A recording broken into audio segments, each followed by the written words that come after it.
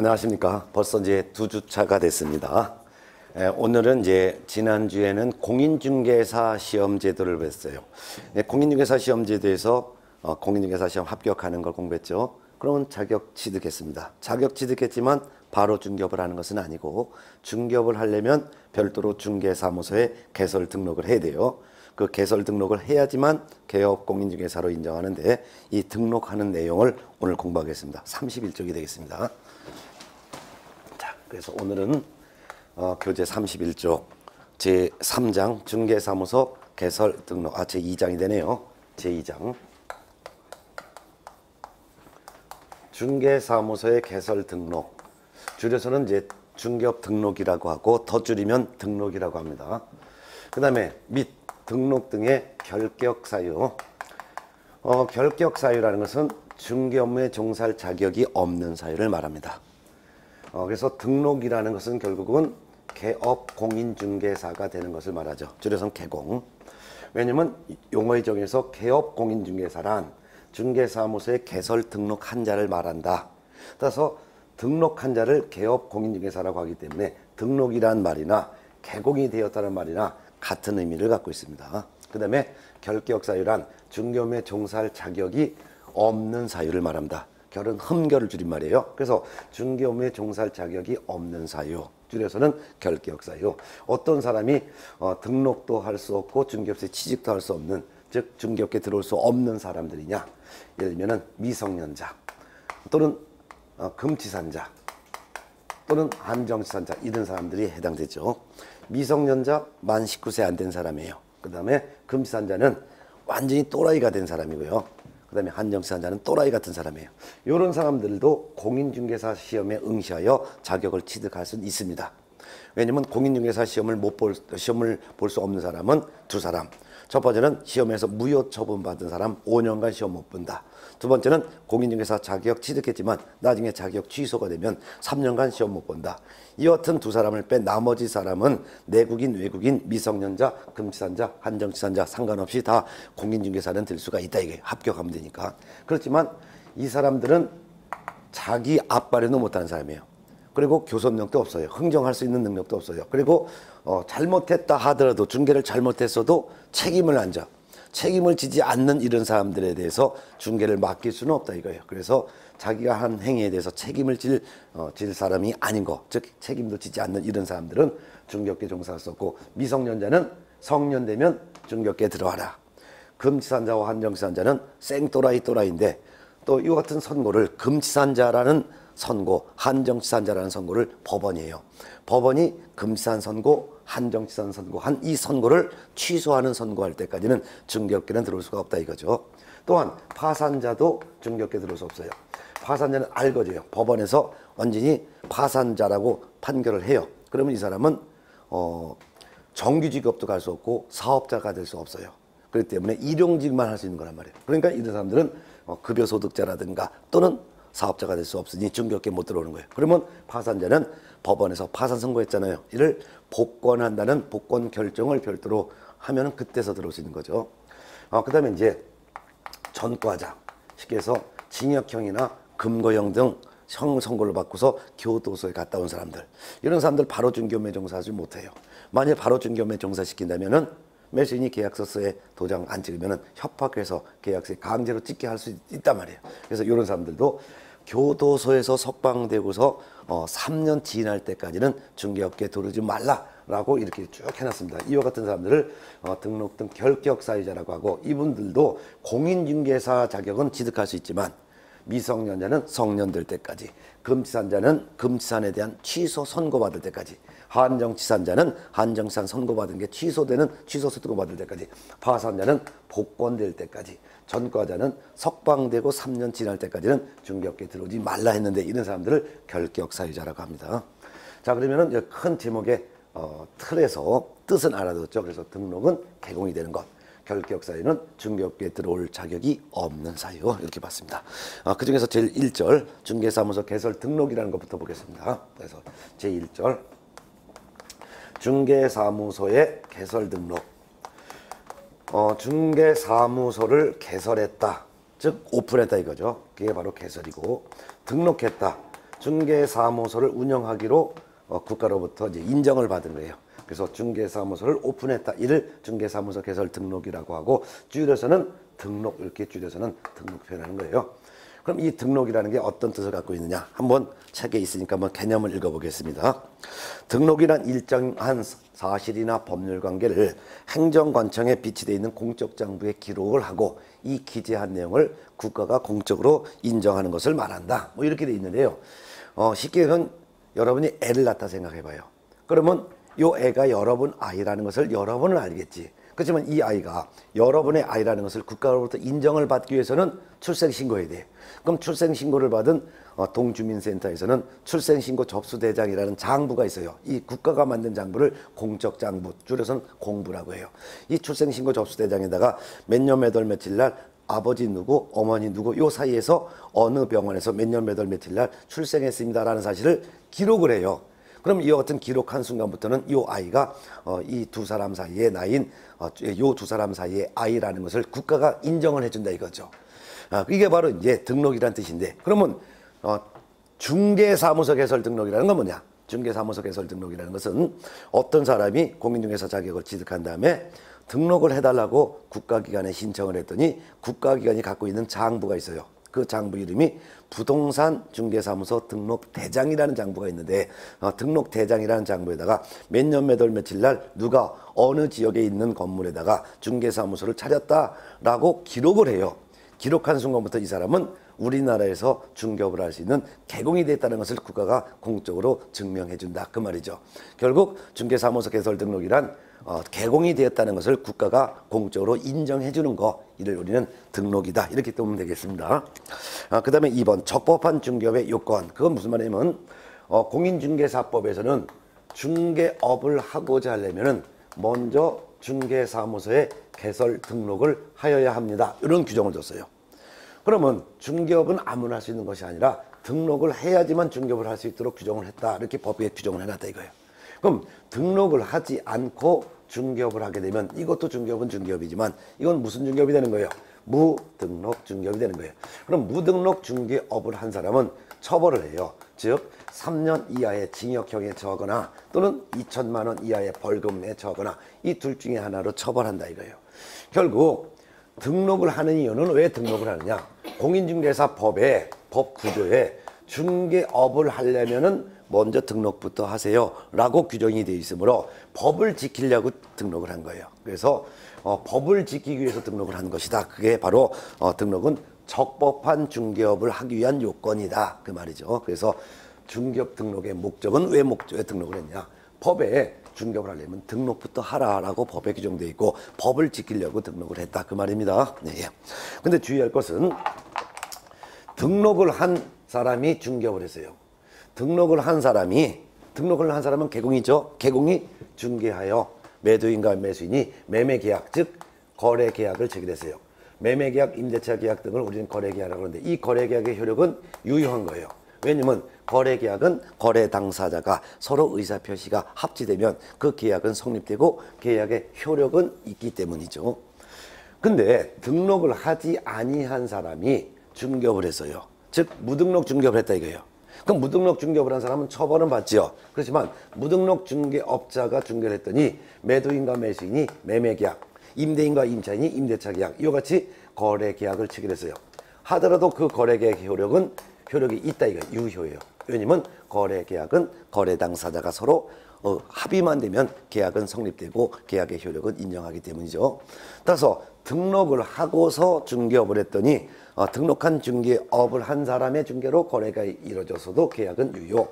등록을 하지 않은 사람이 중개하여 거래가 이루어져서도 그 거래계약의 효력은 유효. 단지 등록을 한 사람은 처벌 안 받고 무등록 중개업을 한 사람은 처벌만 받는다 뜻이에요. 예. 이해됐습니까? 예. 자, 그 다음에 3번 등록 신청자 및 등록관청이 나와 있어요. 그러면 누가 등록을 신청할 수 있고 누구한테 등록을 하는지, 등록을 신청할 수 있는 등록 신청인을 등록 신청자, 놈자자가 똑같은 거예요. 누가 등록을 신청할 수 있고 누구한테 등록을 해달라고 신청을 하는지, 등록을 해주는 관청은 누구인지 요거를 보도록 하겠습니다. 자, 그러면 등록 신청할 수 있는 사람은 공인중개사법에 제한돼 있어요. 공인중개사법 봤더니 공인중개사법 9조 2항에 공인중개사 가로 열고 소속 공인중개사를 제외한다. 가로 닫고 또는 법인이 아닌 자는 중개사무소의 개설 등록을 할 수 없다. 이렇게 해놨어요. 자, 그러면 가로를 먼저 읽으면 소속 공인중개사를 제외한 공인중개사 또는 법인이 아닌 자는 중개사무소 개설 등록을 신청할 수 없다 이러네요. 그러면은 여기서 요 문장을 완전히 반대로 바꿔봐요. 여기서 공인중개사 가로 열고 소속 공인중개사를 제외한다 다음에 또는의 반대가 뭐예요? 및. 또는은 둘 중에 하나 뭐 이거죠. 근데 밋을 하면 다. 그러니까 또는의 반대말을 밋이 되겠고요. 법인이 아닌 자를 갖다가 법인인자로 바꾸고 그 다음에 개설 등록을 신청할 수 없다를 갖다가 있다라고 완전히 바꾸면은 문장이 똑같이 돼요. 즉 가로부터 읽어보면 소속 공인중개사를 제외한 공인중개사 및 법인인자는 중개사무소 개설 등록을 신청할 수 있다. 그 말이죠. 결국 누가 등록 신청할 수 있냐? 소속 공인중개사를 제외한 공인중개사 및 법인은 중개사무소 개설 등록을 신청할 수 있다. 이 말이 되는 거죠? 예. 자, 그렇단다면 그 밑에 참고적으로 보면 공인중개사 중에서도 모든 공인중개사가 등록 신청할 수 있는 것은 아니고 자격만 취득했을 뿐 전혀 중개업에 종사하고 있지 않는 자격증 썩혀먹고 있는 공인중개사만 등록할 수 있는데 그 이유가 참고에 나와 있어요. 읽어봤더니 공인중개사라 하더라도 이미 중개사무소 개설 등록을 하였거나 또는 공인중개사 자격이 있는데 이미 다른 개업 공인중개사에 소속이 되었다든가 하면 이런 사람은 등록을 신청할 수가 없습니다. 왜 그러냐면은 그 밑에 또 밑에 이중 등록, 이중 소속 제한이라고 돼 있단 말이에요. 그게 무슨 말이냐면 이미 등록되어 있는 개업 공인중개사는 이중으로 또 등록을 할 수가 없다. 이게 바로 이중 등록 제한이라는 뜻이고 이중 소속이라는 것은 한 장 넘어가면 나와요. 교재 32조. 개업 공인중개사 등의 이중 소속 제한이 돼 있어요. 개업 공인중개사 가로 다음에 등자가 나와 있죠. 개업 공인중개사 등이란 개업 공인중개사, 소속 공인중개사, 중개보조원, 개업 공인중개사인 법인의 사원 임원을 즉 중개업에 종사하는 모든 사람을 일컬어서 개업 공인중개사 등이라고 하는데 이 같은 개업 공인중개사 등은 다른 개업 공인중개사의 소속 공인중개사, 중개보조원, 개업 공인중개사인 법인의 사원 임원 될 수가 없다. 즉 이미 중개업에 종사하고 있는 사람은 그 중개사무소 한 사무소에만 속하여 일을 할 수 있는 것이지 다른 개업 공인중개사의 이중으로 근무할 수 없다. 이렇게 해놨단 말이에요.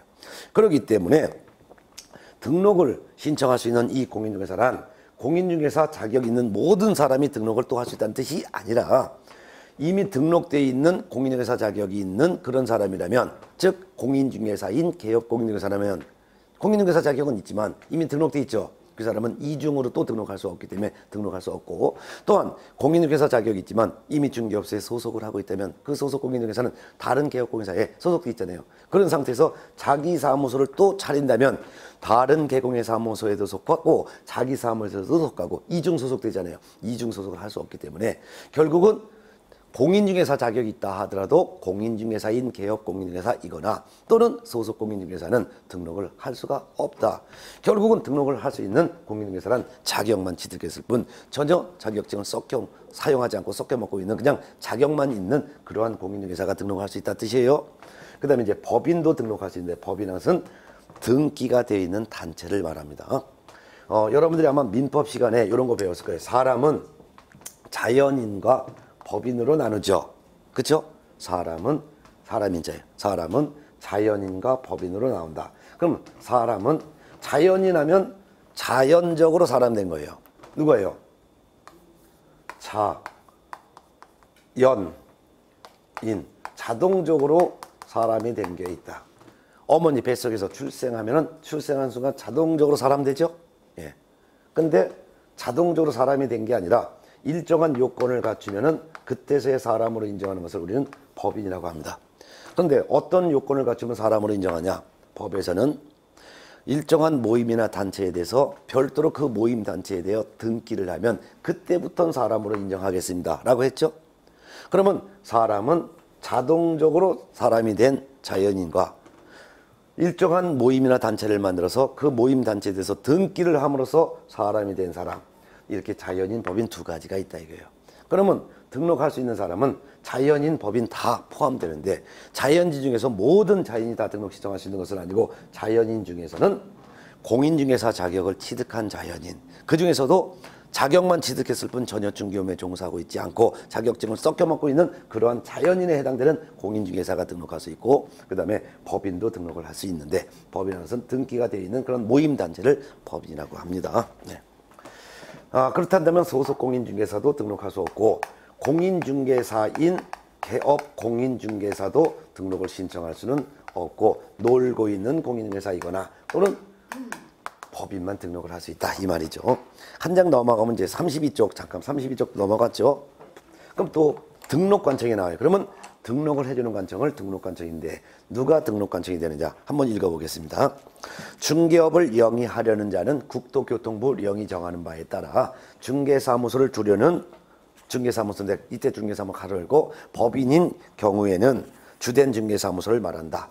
즉 중개사무소는 건물인데요, 중개사무소라는 건물을 두려는 지역을 관할하는 시장이나 또는 군수나 구청장에게 중개사무소 개설 등록을 해야 한다 해놨어요. 근데 여기서 시장 해놓고 가로 내어 있네요. 가로 열고 시장 다음에 구가 설치되지 아니한 시장과 특별자치도 행정시의 시장을 말한다, 가로 닫고 이렇게 돼 있어요. 그러면 중개사무소 개설 등록을 누구한테 하느냐? 등록관청이 하는데, 등록관청이란 중개사무소라는 건물을 두려는 지역이 소지하는 시장에게 또는 군수에게 또는 구청장에게 등록을 해야 된다 해놨는데, 이때 시장, 군수, 구청장을 우리는 시, 군, 구청장 앞으로 이렇게 표현하면 시군장, 군수 또는 구청장을 시군, 구청장이라 표현해요. 근데 시장이 등록관청이 되는 경우에는 그 시에 구가 설치되어 있지 아니한 경우에 한해서만 시장이 등록관청이 된다 이거예요. 그럼 어느 시에 구가 설치됐다면 구청장이 등록관청이 되는 거예요. 그러면 구가 설치되어 있지 아니한 시의 경우가, 대표적인 경우가 경기도에 보면은 경기도, 여기는 서울이죠. 근데 경기도라는 데가 있어요. 경기도 화성시라고 들어봤나요? 네. 예, 화성시. 화성시 하면 뭐로 유명한가요? 연쇄 살인 사건. 그 다음에 화성시에는 구가 없어요. 구가 없고 무슨 면 무슨 동 이렇게 돼 있어요. 그래서 서신면이라고 할까요? 그럼 서신동이라고 할까요? 서신면 제불이라는 지역에 있는 건물에, 제불이 200번지에 있는 건물에 중개사무소를 두겠다 하면은 누가 등록관청이 된다는 거예요? 여기서 화성시장이 등록관청이 되는 거예요. 그럼 화성시에는 구가 없으니까 화성시장이 등록관청이 되는 거죠. 네. 군 지역에 사무소를 둔다. 예를 들면 경기도 가평군. 가평군이라고 들어봤어요? 예. 경기도 가평군. 뭐 청평면, 청평 대성리 아시나요? 예. 뭐 무슨 몇 번지 건물에다 사무소 두겠다면은 누가 등록관청이 되는 거예요? 가평군수가 등록관청이 되는 거예요. 예. 근데 구가 설치되어 있는 지역에 사무소를 두면 전부 다가 구청장이 됩니다. 근데 구는 서울특별시 안에도 구가 있죠. 서울특별시, 종로구, 서초구 이렇게 있어요. 그 다음에 각 광역시에도 구가 있죠. 예. 서울특별시 또는 광역시 내에 설치된 구가 있어요. 예를 들면은 서울특별시, 서초구, 무슨 동 몇 번지 건물에다가 사무소 두겠다 하면은 누가 등록관청이 된다는 거예요? 서초구청장 외에는 서울시장이 등록관청이 될 수가 없는 거예요. 어느 시지역에 구가 설치되면 시장이 등록관청이 아니라 구청장이 등록관청이에요. 이해됐습니까? 예. 다른 예를 들어볼까요? 이번엔 광역시로 한번 해볼까요? 만일 뭐 부산광역시, 해운대구,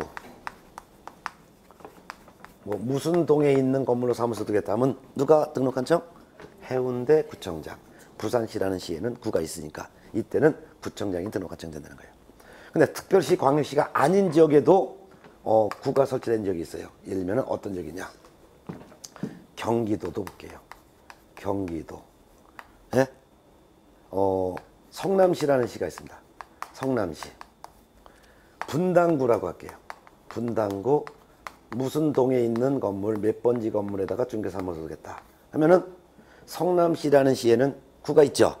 그러면 시장인 성남시장이 등록관청이 될 수가 없어요. 아까 시장이 등록관청이 되려면 그 시에 구가 설치되지 않은 경우에만 시장이 등록관청 된다 그랬죠. 결국 성남시장이 아니라 누가 등록관청이 되는 거예요? 분당구청장이 등록관청이 된다 이거예요. 따라서 어느 시 지역에 구가 설치됐다면 무조건 구청장이 등록관청이 된다. 이런 의미를 갖고 있습니다. 이해됐습니까? 예.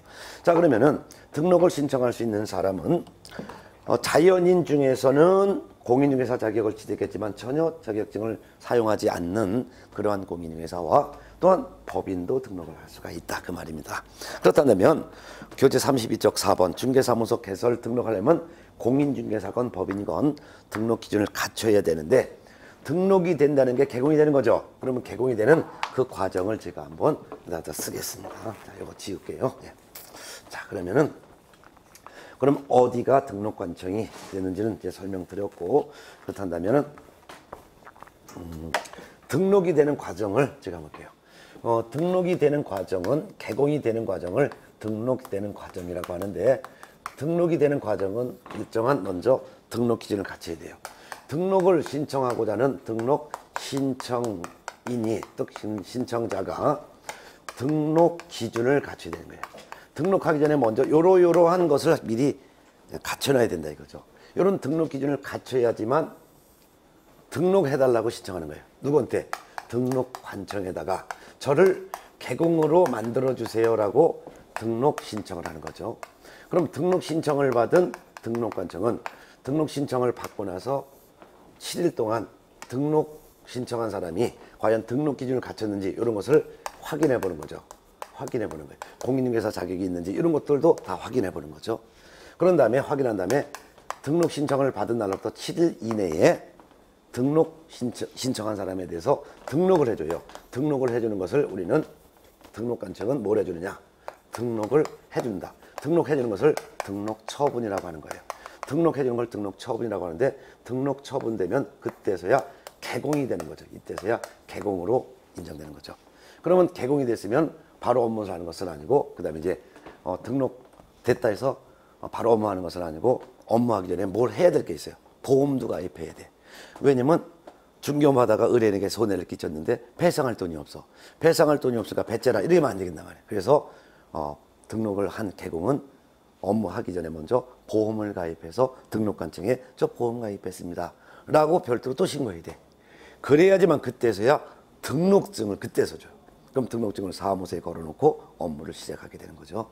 이런 과정 중에서 등록 신청자가 먼저 갖춰야 될 등록 기준이 뭔지 이걸 볼 거예요. 그럼 등록 신청자는 공인중개사도 등록할 수 있고 법인도 등록 신청할 수 있죠. 그래서 공인중개사가 등록하기 전에 먼저 어떤 거를 갖춰야 되고 또한 법인은 등록 신청하기 전에 어떤 등록 기준을 갖춰야 하는지 요거를 하나하나 정리합니다.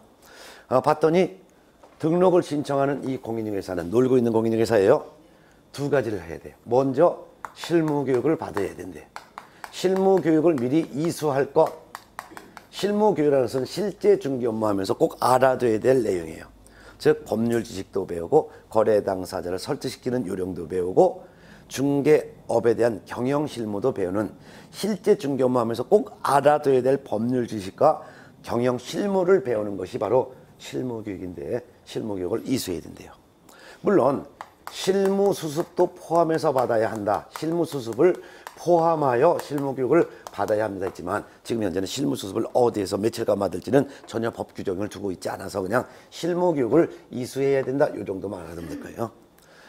지금 현재는 실무교육은 28시간에서 32시간 정도 배우거든요. 그래서 보통 한 나흘 동안 실무교육하고 여러분이 공인중개사 자격 취득한 다음에 등록하려면 먼저 실무교육을 받으러 가야 돼요. 한 나흘간 12만 원 정도의 교육비를 냅니다. 교육비를 내고 공짜가 아니에요. 그래서 12만 원 교육비 내가지고 실무교육을 받으러 가요. 실무교육은 각 구마다 하나씩은 대부분 있는데 대부분은 서울에 있는 사람들은 봉천동에 실무교육 이수하는 교육장이 있어요. 거기서 받으시면 됩니다. 네. 그래서 실무교육 한 나흘간 받고 그럼 끝나면은 실무교육 이수증을 줘요. 실무교육을 수료했다라는 증명서 주거든요. 네. 자, 그 다음에 또 뭐 돼야 되냐? 등록을 신청하는 이 공인중개사는 미리 중개사무소라는 건물을 확보해야 돼요. 나중에 중개업을 하려면 거래 당사자를 설득시키고 계약서를 써서 주는 그런 공간이 있어야죠. 그래서 중개사무소라는 건물을 확보해야 됩니다. 근데 이 중개사무소 건물은 어떤 건물이 되냐? 이 중개사무소는 건축물 대장에 기재가 된 건물로 확보해야 됩니다. 건축물 대장에 기재가 된 건물로 중개사무소를 확보해라 이게. 그럼 건축물 대장에 기재된 건물이라는 말은 어떤 말이냐면 건물을 짓기 전에 건축 허가를 받았어요. 건축 허가를 받았고 그 다음에 건물이 완공됐어요. 건물이 완공되면은 시군구에서는 건축물 대장을 만들어줍니다. 건축물 대장을 만들어줘야지만 그 건축물 대장이 있어야지만 건물이 내 거라고 보존 등기를 할 수 있어요. 그래서 건물에 대한 보존 등기 하려면 먼저 건축물 대장이 있어야 되는데 건축물 대장이 누가 만들었냐? 시군구에서 만들어줘요. 그래서 건축물 대장이 만들어진 그러한 적법한 건물로 중개사무소를 확보해야 된다 이거예요. 그렇다면 건물이 완공됐다 하더라도 건축물 대장에 기재된 건물이 아니라 가설 건축물 대장에 기재된 건물, 요거는 등록 신청할 수 없어요. 가설 건축물 대장에 기재된 건물이라는 말은 임시로 설치된, 가짜가 임시 가짜예요. 임시로 설치된 건축물이 있어요. 예를 들면 모델하우스. 모델하우스 같은 경우는 이거는 어느 지역에 나중에 아파트가 들어설 예정인데 그 아파트 내부 구조가 이렇습니다라는 것을 견본한 견본주택에 불과하죠. 그래서 모델하우스에서 실제 생활하는 거 아니에요. 그래서 모델하우스는 그 나중에 뭐 2년 정도 지나면 그 아파트가 완공되는 그 안에 내부 구조가 이런 거니까 샘플에 불과한 거예요. 이런 가설 건축물 대장에 기재된 건물로 확보하면 등록할 수가 없다 이거예요. 근데 참고적으로 건축물 대장에 기재가 됐다는 것은 아까도 말씀드렸지만 건축 허가 받아서 건물이 완공되어 시군구에서 건축물 대장을 만들어준 건물이라 그랬죠. 근데 아직 건물이 완공이 안 됐어요. 그렇기 때문에 건축물 대장에 아직 기재가 되기 전에 건물이 있어요. 아직 건축물 대장이 만들어지지 않았어요. 왜 안 만들어졌어요? 건물이 완공되지 않았으니까. 그래서 건축물 대장에 기재되기 전에 건물이 있어요. 그렇지만 부분적으로 일부분은 완공됐어요. 예를 들면 20층짜리인데 1, 2, 3층은 완공됐다 이거예요. 그런 경우 20층까지 다 완공이 되지만 건축물 대장이 만들어지는데 그거 다 만들어지려면 앞으로도 한 1년, 2년 더 걸린단 말이에요. 그렇지만 1, 2, 3층 같은 경우는 이미 완공된 건 미리 사용해도 되는 경우가 있어요. 이런 건물이 있어요. 이게 바로 건축물 대장에 기재되기 전의 건물이지만 준공검사를 받았거나 또는 사용 승인 또는 사용 허가를 받은 건물, 이런 경우는 미리 사용해도 된다 이거예요. 이런 건물로 확보해도 등록을 해주겠다 이거예요. 이때 확보하는 방법은 등록 신청하는 공인중개사 이름이 A라고 가정할게요. A, 자기 소유 건물로 확보해도 돼요. 내 건물로. 또는 남의 건물을 빌려도 돼. 남의 건물을 빌리는 방법이 전세가 있고 임차도 있고 사용대차 등도 있어요. 그럼 전세라는 것은 남의 건물을 빌리고 전세금을 준 거예요. 그리고 그 남의 건물 등기부에 내가 전세권자라고 전세권 등기가 되어 있는 것을 우리는 전세라고 해요. 임차라는 것은 남의 건물을 빌렸는데 대가를 준 건 똑같아. 근데 그 남의 건물 등기부에 전세라고 표시 등기가 안 되면은 전부 다 전세가 되는 거예요. 그냥 너 어떻게 사냐? 나 전세 사는데. 그럼 너 전세권 등기 안 했는데 그러면 임차가 되는 거예요. 이해됐죠? 공짜로 빌려도 돼요. 공짜로 빌리는 것을 우리는 사용대차라고 합니다. 그래서 전세, 임차, 사용대차 그 밖에 여러 가지 방법으로 남의 건물을 빌려도 된다 이거예요. 이해됐습니까? 예. 자, 그 다음에 이제 법인도 등록을 할 수 있어요. 법인도 등록을 할 수 있는데 법인은 등록하려면 어떤 기준을 갖춰야 되는지 요거를 공부합니다. 자, 그러면 법인이 갖춰야 될 등록 기준도 여러분 책에 있어요. 그러면 법인이 갖춰야 될 등록 기준 5가지가 있는데 요 5가지를 외우려고 하지 말고 그냥 이해만 하시면 될 것 같아요. 자, 그러면 법인은 어떤 기준을 갖춰야 되는지 요거를 좀 보도록 하겠습니다. 그럼 법인이 갖춰야 될 등록 기준은 5가지가 있는데 이 5가지 중에서 첫 번째, 이 법인은 어떤 법인이 되냐? 일단 상법상 회사, 법담에 상자 들어오면 상법에 규정된 그 말이에요. 상법에 규정된 회사 또는 협동조합 기본법 제2조 1호에 따른 협동조합에 해당하는 법인이 돼요. 근데 협동조합과 유사한 조합이 있는데 사회적 협동조합이 있어요. 사회적 협동조합은 제외한다. 사회적 협동조합은 제외한다. 그래서 이 법인은 상법상 회사인 법인이거나 또는 협동조합 기본법에 규정된 협동조합에 해당되는 법인인데 자본금도 각각 5천만 원 이상의 법인이어야 한다. 자본금이 5천만 원 이상인 법인. 그러면 이 법인이라는 것은 등기가 된 단체가 다 법인인데 등기가 된 단체라 해서 전부 다가 중개업 등록을 할 수 있는 것이 아니라 법인 중에서도 상법에 규정된 회사에 해당하는 법인체이거나 또는 협동조합에 해당되는 그러한 법인체만 등록할 수 있고 상법상 회사이건 협동조합에 해당되는 법인체건 자본금은 5천만 원 이상이어야지만 등록할 수 있다 그 말이에요. 그럼 상법상 회사라는 게 뭐냐? 상법상 회사라는 것은 네 5가지가 상법에 규정되어 있어요. 주식회사, 그 다음에 유한회사, 합자회사, 한명회사, 그 다음에 유한책임회사. 이렇게 총 5가지 회사가 상법에 규정되어 있어요. 그럼 이 5가지 회사가 어떤 내용을 갖고 있는지는 시험에 나오지도 않고 그냥 상법에 규정된 회사는 이 5가지가 있다라고만 기억하면 돼요. 그래서 주식회사라는 것은 주식을 발행해. 그럼 주식을 사. 일반인 주식을 사. 그럼 주식을 산 사람을 주주라고 해요. 그럼 주식을 샀으니까 이제 돈이 있겠죠. 그 회사는. 그 주식을 샀으니까 그 주주가 낸 그 돈을 갖고 회사를 운영해. 회사 운영하고 이득이 나면 이득은 주주들에게 그 주식 산 사람들의 그 금액에 비례해서 이득을 배당해 주는 회사. 이를 주식회사라고 하죠. 예를 들어서 저는 돈은 많은데 회사를 운영할 능력은 없어. 근데 이분은 돈은 없지만 회사를 운영할 수 있는 능력은 실력이 있어. 그리고 이분이 회사를 만들어 갖고 주식을 만들어. 주식을 사면 한 주당 얼마다. 그러면 내가 주식을 사. 그럼 나는 주주가 되는 거야. 그럼 내 대신 이분이 회사를 운영해. 그리고 이득이 남아. 그럼 이득을 이 주주들한테 나눠주는 회사. 이를 우리는 주식회사라고 하죠. 네. 그 다음에 유한회사, 합자회사, 한명회사, 유한책임회사. 이렇게 또 다른 4가지 회사 또 있어요. 요거는 돈을 십시일반으로 돈을 모아서 같이 회사를 운영하는 거예요. 그래서 우리 4명이라 가정할게요. 내가 한 1,000만 원 낼게. 우리 친구분 이름이 어떻게 되는지 모르겠네. 그냥 끝자만 얘기해봐. 숙이라는 분도 한 1,000만 원 내. 또 이분은 얼마? 희라는 분도 한 3천만 원 내. 어우, 돈 더 많네. 이분은 마지막 희. 이 돈 더블 희도 한 1,000만 원 내요. 그러면 우리 3명은 1,000만 원, 이분은 한 3천만 원, 한 6천만 원 되죠. 그래서 이 회사를 같이 운영하는 거예요. 이해됐어요? 회사를 같이 운영하고 이득이 생기잖아요. 이득이 생기면 우리가 낸 돈에 비례해서 이득을 갖는 거야. 근데 손해가 났어. 손해가 났으면 돈 낸 거에 비례해서 손해를 입는 거야. 이해됐어요? 예. 요런 회사를 유한회사, 합자회사, 한명회사, 유한책임회사라는 거예요. 이해됐죠? 예. 요 같은 5개 중에 하나에 해당되는 회사를 상법상 회사라고 하고 이런 회사인 법인이거나 또는 협동조합 기본법에 규정된 협동조합에 해당하는 법인이어야 된다. 그럼 협동조합이라는 게 뭐냐?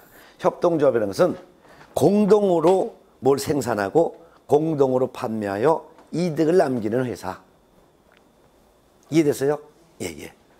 그런 회사를, 그런 법인체를 협동조합, 공동 생산하여 공동으로 판매하고 수익을 같이 나눠 갖는 법인체를 협동조합. 근데 사회적 협동조합은 제외한다. 협동조합에 사회적이 들어가서. 이거 뭐냐면은 이건 비영리 법인이에요, 비영리. 돈 벌 목적으로 설립된 조합체가 아니라 비영리 목적.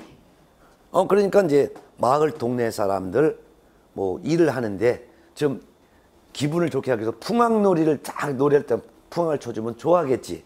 그래 안 그래요? 그리고 이 지역에 마을에 연세가 많은 노인분들이 있어요.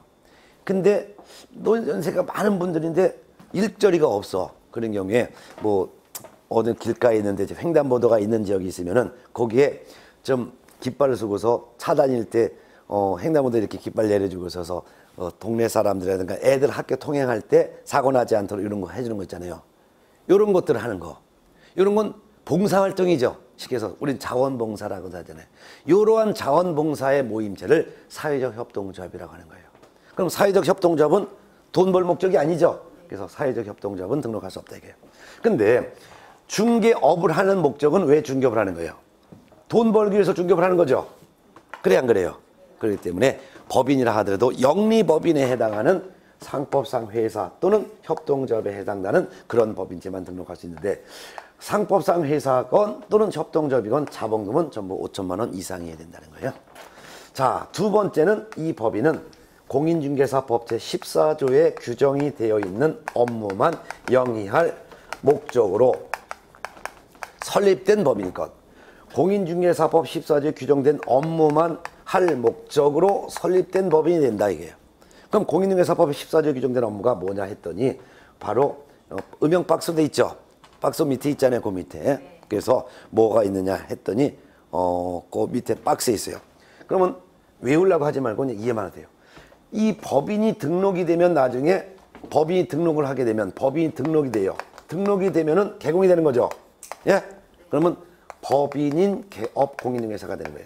공인중개사가 등록 기준 갖추어 등록관청에 등록을 신청했더니 등록을 해주면 이때부터 공인중개사인 개업 공인중개사가 되는 것이고 법인이 등록 기준을 갖추어 등록 신청을 했더니 등록을 해주면 그때서야 법인인 개업 공인중개사가 되는데 법인인 개업 공인중개사가 되었을 때 할 수 있는 업무를 14조에 규정을 해놨어요. 당연히 부동산 중개업할 수 있죠? 예? 당연히 중개업을 할 수 있으니까 중개업을 할 목적으로 설립된 법인 또는 동그라미 2번부터 쭉 나오는데 상업용 건축물 및 주택의 임대관리 등 부동산의 관리를 대행할 목적으로 설립된 법인. 관리 대행이라는 것은 상가나 주택을 대신 관리해주고 관리비를 받을 목적으로 설립된 법인이에요.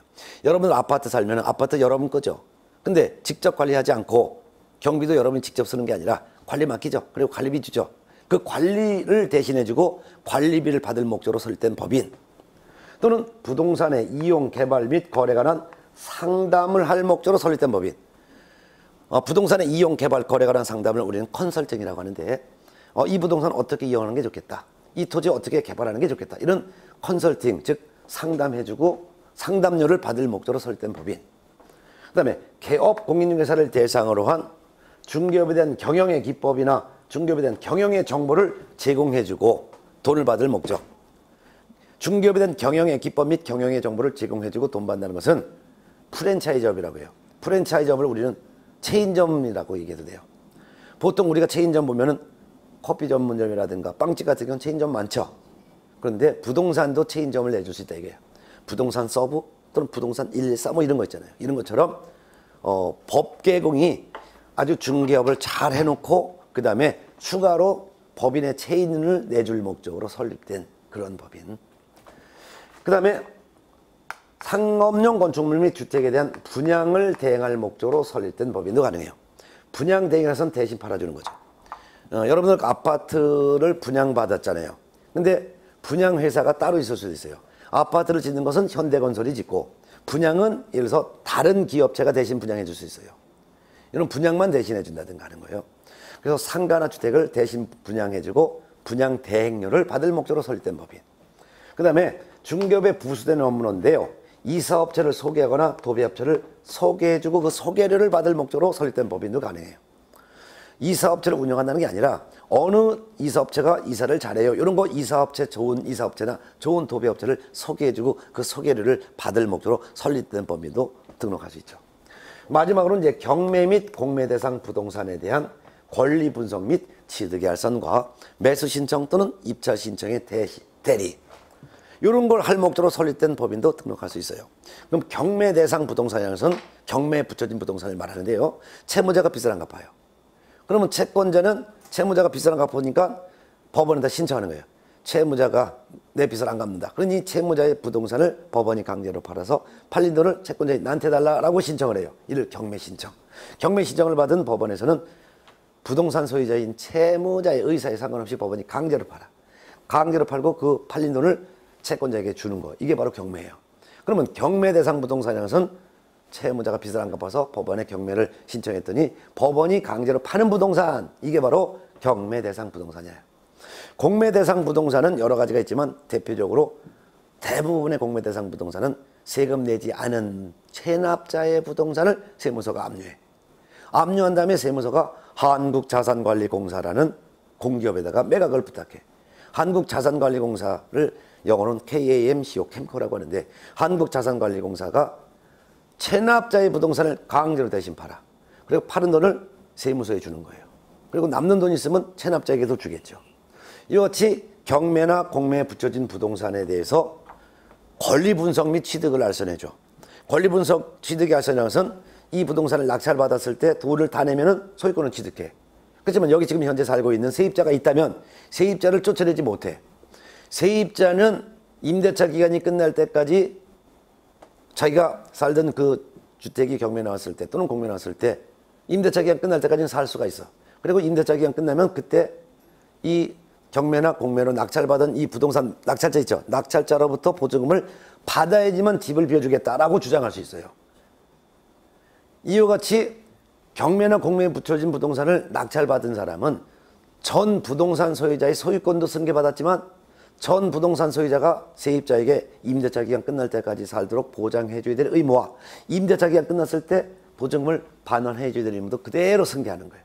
그렇기 때문에 낙찰받은 부동산 돈 다 냈다 해서 소유권은 취득했지만 세입자를 쫓아내려면 이 세입자 임대차 기간 끝날 때까지 기다려야 돼. 그리고 세입자의 보증금을 별도로 줘야지만 너는 입주할 수 있어. 이런 것을 설명해 주는 것을 권리분석 취득알선이라고 해요. 이해됐습니까? 그 다음에 매수신청 또는 입찰신청의 대리라는 것은 매수신청이라는 말인과 입찰신청이라는 말은 동일한 말이에요. 똑같은 말인데 경매나 공매에 붙여진 부동산을 사겠습니다라고 신청하는 행위를 매수신청 또는 입찰신청이라고 해요. 근데 이걸 갖다가 부동산 경매나 공매에 붙여진 부동산을 직접 사겠다는 것이 아니라 이걸 사겠다는 사람을 대신 경매 참가하는 거예요. 만약 경매나 공매에 붙여진 부동산을 여러분도 살 수 있는데 지식이 부족해. 그러니까 경매나 공매에 관련된 지식을 갖고 있는 법계공의 대표자가 대신 입찰 참가해 주는 행위를 우리는 매수신청 대리 또는 입찰신청 대리라고 한다 이거예요. 이와 같은 업무, 즉 중개업, 상가나 주택에 관리된 부동산의 이용, 개발, 거래에 관한 상담, 개업, 공인중개사를 대상으로 중개업을 잘할 수 있도록 경영기법, 경영정보 제공, 상가나 주택의 분양 대행, 이사업체나 도배업체 소개, 경매, 공매 관련 행위, 이와 같은 업무만 영위할 목적으로 설립된 법인이지만 된다 이거예요. 그렇다면 아무리 주식회사이고 아무리 유한회사고 아무리 협동조합이라 하더라도 자본금이 5천만 원 이상인데 이런 업무가 아닌, 예를 들면 건축업을 할 목적으로 설립됐다든가 또는 무역업을 할 목적으로 설립됐다든가 하면은 건축업이나 무역업은 이 업무에 들어가야 안 들어가? 안 들어가. 이 법인은 등록할 수가 없다 그 말이에요. 이해됩니까? 예. 자, 그 다음에 세 번째는 법인의 대표자는 공인중개사여야 한다. 법인의 대표자는 뭐 해야 된다고요? 대표자는 공인중개사여야 하며, 그 다음에 대표자를 제외한 임원사원의 3분의 1 이상은 공인중개사여야 된다. 자, 그러면 대표자라는 게 누구냐? 대표자라는 것은 대표이사를 줄임말이에요. 이와 같은 회사의 대빵을 대표이사라고 하거든요. 그리고 협동조합에 규정되어 있는 협동조합의 대빵을 조합장이래. 근데 조합장을 공인중개사법에서는 조합장이라 표현하지 않고 대표자라고 부르는 거예요. 그래서 앞으로 대표자면 상법상 회사의 대표이사이거나 또는 협동조합의 조합장을 공인중개사법에서는 대표자라고 부른다. 이 대표자는 공인중개사 자격이 있어야 된다. 그 다음에 대표자를 제외한 임원 또는 사원의 3분의 1 이상은 공인중개사여야 된다. 그러면 임원이란 말과 사원이란 말은 똑같은 말인데요. 임원이란 말은 주식회사나 유한회사의 이사, 감사를 말하는 거예요. 공인중개사법에서는 이사, 감사 이런 말을 쓰지 않고 이사 또는 감사를 임원이라고 표현하거나 또는 사원이라고 표현해. 그러면 임원은 주식회사, 유한회사의 이사, 감사를 말하고, 그 다음에 사원이라는 것은 합자회사, 합령회사, 유한책임회사의 이사, 감사를 사원이라고 표현하는 거예요. 이해됐어요? 그 다음에 조합, 협동조합도 이사, 감사가 있죠. 협동조합의 이사, 감사를 우리는 임원 또는 사원이라고 표현한 거예요.